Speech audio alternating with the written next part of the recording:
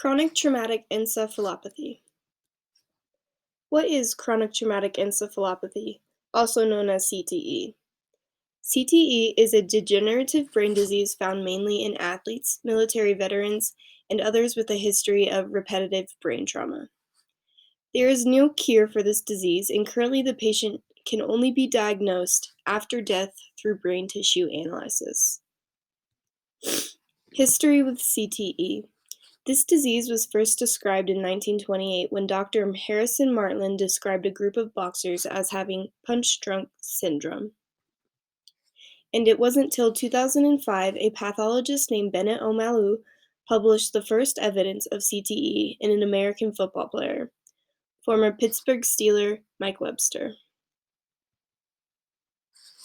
Causes of CTE.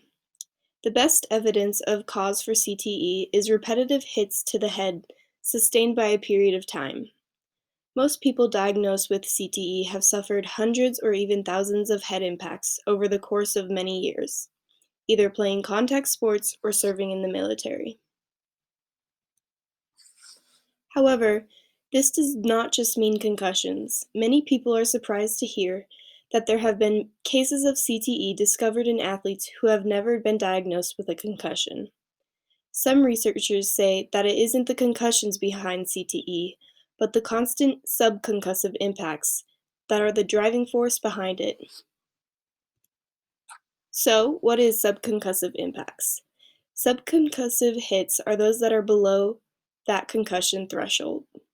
The brain is shaken, but not so violently that the damage to the brain cells is severe enough to see throughout symptoms.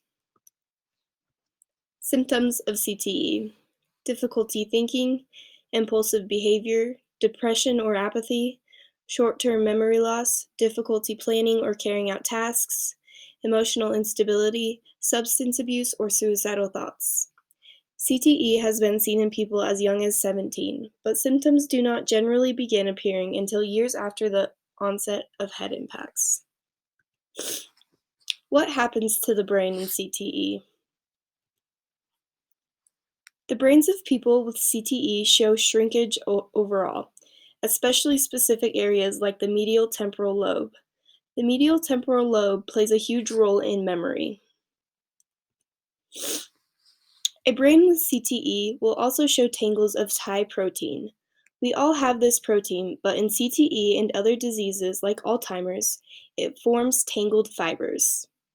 Researchers are still learning how these tangles form and how they are linked to the symptoms people exhibit while they are still alive.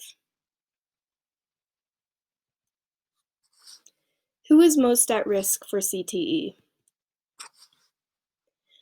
Those who are most at risk for CTE are obviously those who play contact sports or military veterans.